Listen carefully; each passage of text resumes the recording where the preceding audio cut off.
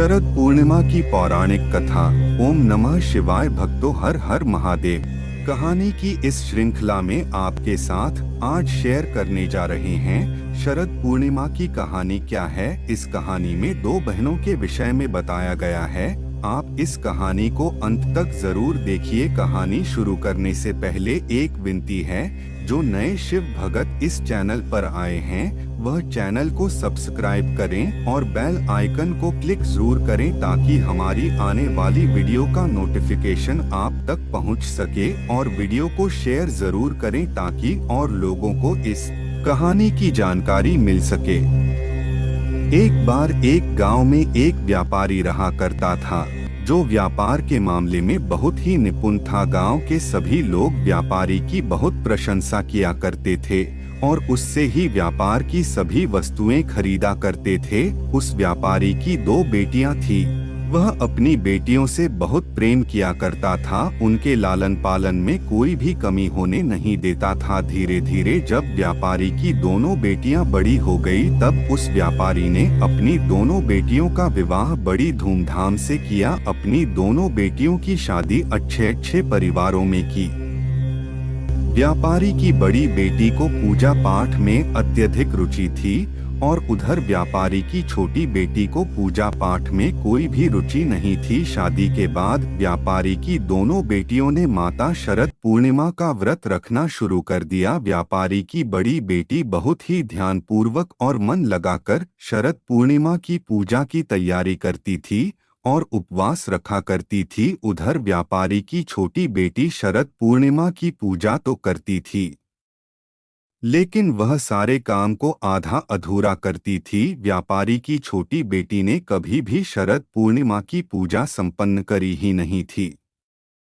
उधर व्यापारी की बड़ी बेटी ने हमेशा से शरद पूर्णिमा की पूजा मन लगाकर की थी और उसको संपन्न भी किया था, जिसके फलस्वरूप व्यापारी की छोटी बेटी के कोई संतान नहीं थी। जब भी कोई संतान होती थी तो वह तुरंत मर जाती, और उधर व्यापारी की बड़ी बेटी को संतान की प्राप्ति हुई और उसके बच्चे सही सलामत और स्वस्थ हुए। यह देखकर यह व्यापारी की छोटी बेटी बहुत परेशान हो जाती है और उसने एक ब्राह्मण के पास जाने का निर्णय लिया।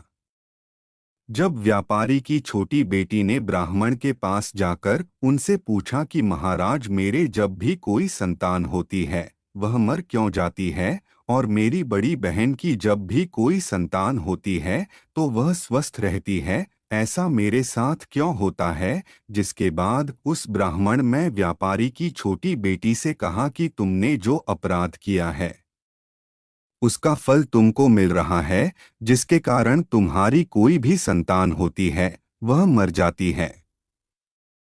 यह सुनकर वह आश्चर्यचकित हो गई और तभी व्यापारी की छोटी बेटी ने ब्राह्मण से पूछा कि कैसा अपराध हुआ है, मुझसे आप बताइए। तब ब्राह्मण ने व्यापारी की छोटी बेटी को बताया कि तुमने कभी भी शरद पूर्णिमा का व्रत और उनकी पूजा कभी पूरी नहीं की है, उसको हमेशा आधा अधूरा छोड़कर खत्म किया है, जिसके कारण तुमको यह कष्ट झेलना पड़ रहा है। जिसके बाद व्यापारी की छोटी बेटी ने ब्राह्मण से इसका उपाय पूछा। तब उस ब्राह्मण व्यापारी की छोटी बेटी से कहा, तुम एक बार फिर से शरद पूर्णिमा का व्रत करना शुरू कर दो और इस बार उनकी पूजा पूरी करना। जिसके बाद व्यापारी की छोटी बेटी ने ब्राह्मण की बात मानकर शरद पूर्णिमा की पूजा करने की तैयारी करने लगी और व्रत भी रखा। इस बार पूजा संपन्न भी की, लेकिन हर बार की तरह इस बार भी जब व्यापारी की छोटी बेटी को संतान की प्राप्ति हुई, तब उसकी संतान एक बार फिर से जन्म के बाद मर गई, जिसको देखकर वह बहुत क्रोधित हो गई। जिसके बाद उसने अपनी बड़ी बहन को अपने घर बुलाया ताकि वह उससे बदला ले सके कि मेरे साथ ही ऐसा क्यों होता है। जिसके लिए व्यापारी की छोटी बेटी ने एक पाटे में अपने मरे हुए बेटे को लिटा दिया और एक चादर को उसको ऊपर डाल दिया, जिससे वह दिखे नहीं, और अपनी बड़ी बहन को अपने घर बुला लिया। जिसके बाद व्यापारी की छोटी बेटी ने अपनी बड़ी बहन को उसी पाटे पर बैठने के लिए कहा। जिसमें उसका मरा हुआ बच्चा लेटा था। जैसे ही उसकी बड़ी बहन उस पाटे में बैठने लगी तब उसको कुछ अजीब लगा, जिसको देखने के लिए वह उठी और उसने देखा कि नीचे तो एक बच्चा लेटा है, जिसको व्यापारी की बड़ी बेटी ने छुआ तो वह मरा हुआ बच्चा जोर जोर से रोने लगा। जिसके बाद व्यापारी की बड़ी बेटी ने अपनी छोटी बहन से कहा कि तुम मुझसे यह क्या करवाने जा रही थी, अभी तो मुझसे अपने बच्चे की मृत्यु करवा देती और मैं कितना बड़ा अपराध कर देती।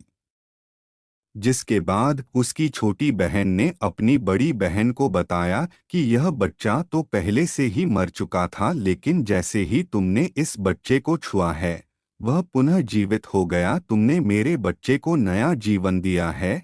यह चमत्कार देखकर सभी लोगों ने भी शरद पूर्णिमा का व्रत और पूजा करना शुरू कर दी। शरद पूर्णिमा को अधिकतर उत्तर भारत में रहने वाले लोग मनाते हैं और जब अश्विन की पूर्णिमा होती है तो उससे ही सभी लोग शरद पूर्णिमा कहते हैं और इस दिन उपवास रखने के कारण इस उपवास को कोजागरी उपवास पूर्णिमा और रास पूर्णिमा कहते हैं। शरद पूर्णिमा की महत्ता। इस दिन भगवान श्री कृष्ण जी ने अपनी गोपियों के साथ रासलीला की थी। शरद पूर्णिमा के दिन सभी लोगों को चंद्रमा को देखना चाहिए, क्योंकि उस दिन चंद्रमा अपनी पूरी 16 कलाओं में विराजमान होता है। शरद पूर्णिमा के दिन चंद्रमा इतना सुंदर लगता है कि मन करता है बस उसे देखते ही जाएं। शरद पूर्णिमा के दिन चंद्रमा को देखने से हमारे शरीर में एक अलग सी शांति प्रदान होती है और शरद पूर्णिमा के दिन सभी लोग सुबह स्नान करके और नए कपड़े पहनकर पूजा की तैयारी करते हैं।